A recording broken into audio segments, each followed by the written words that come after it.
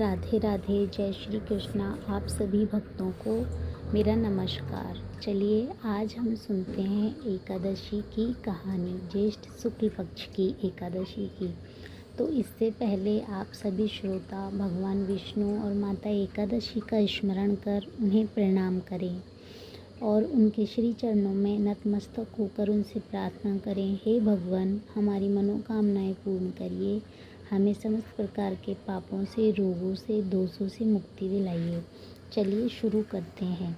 एक बार व्यास मुनि से भीमसेन ने कहा कि हे गुरुदेव, मेरी पूज्य माता कुंती व पूज्य भ्राता युधिष्ठिर तथा अर्जुन, नकुल, सहदेव, द्रौपदी सहित एकादशी का व्रत करते हैं और मुझे भी शिक्षा देते हैं कि तू अन्न मत खा, नरक में जाएगा।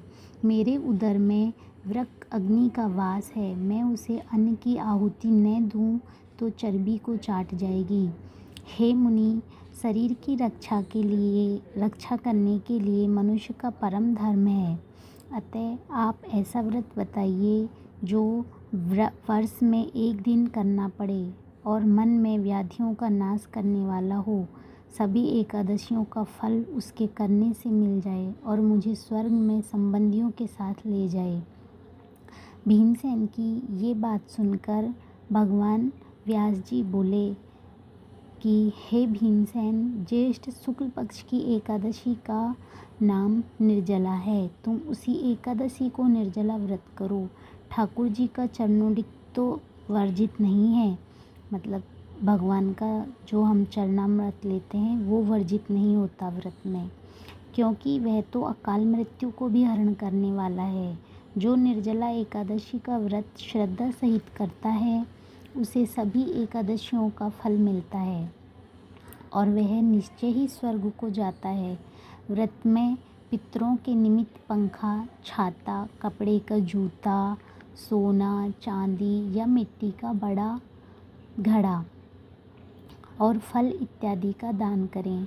मीठे जल का प्याऊ लगा दें, हाथ स्मरणी रखें, मुख से ओम नमो भगवते वासुदेवाय महामंत्र का उच्चारण करते रहें। आप यदि फलाहारी हो तो ध्रुव के प्रथम मास की तपस्या के तुल्य उसके एक एक दिन के समान आपका फल हो जाएगा। यदि आप पवन आहारी आज रह सको तो ध्रुव के 6वें मास की तपस्या के समान फल होगा।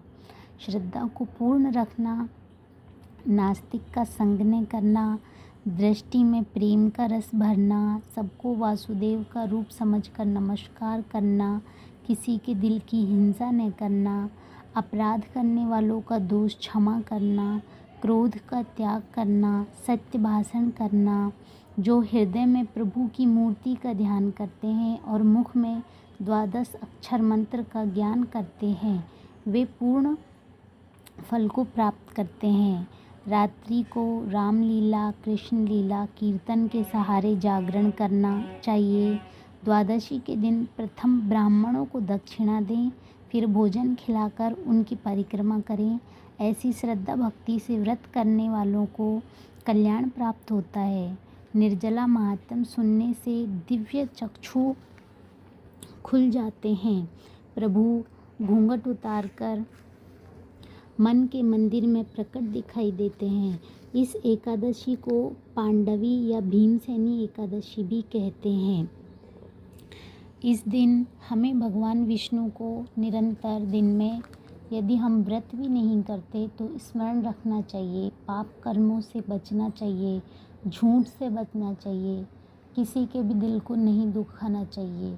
ये सारी बातें भगवान व्यास भीमसेन को बताते हैं और भीमसेन बोलते हैं, हे गुरुवर, मैं अन्न के बिना जीवित नहीं रहने वाला व्यक्ति एक दिन ही इस व्रत को करके, पूरी वर्ष की एकादशी ना करके, मैं इसी एकादशी करके मैं भगवान को प्राप्त हो जाऊंगा।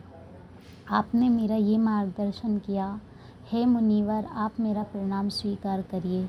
वेद व्यास जी कहते हैं, हे भीमसेन, सच्चे हृदय से तुम भगवान का यह व्रत रखो तो तुम्हें अवश्य फल मिलेगा।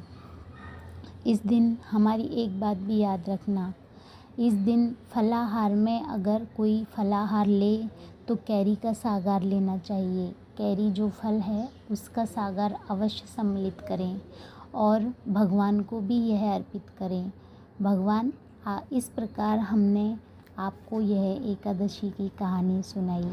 हे भगवान विष्णु, हमें भी वही फल प्राप्त करवाइए जो भगवान व्यास जी ने कहा। आप सभी कहने वाले, सुनने वाले सभी की मनोकामना पूर्ण हो, सभी के संकट, दुख, शोक सब नष्ट हों।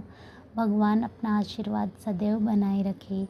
तो चलिए आप सब हाथ जोड़कर एक बार फिर से नतमस्तक होकर भगवान विष्णु को प्रणाम करते हुए बोलिए, ओम नमो भगवते वासुदेवाय नमः।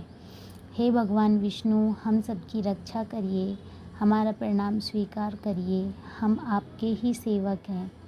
प्लीज़ मेरे चैनल को सब्सक्राइब करिए। धन्यवाद।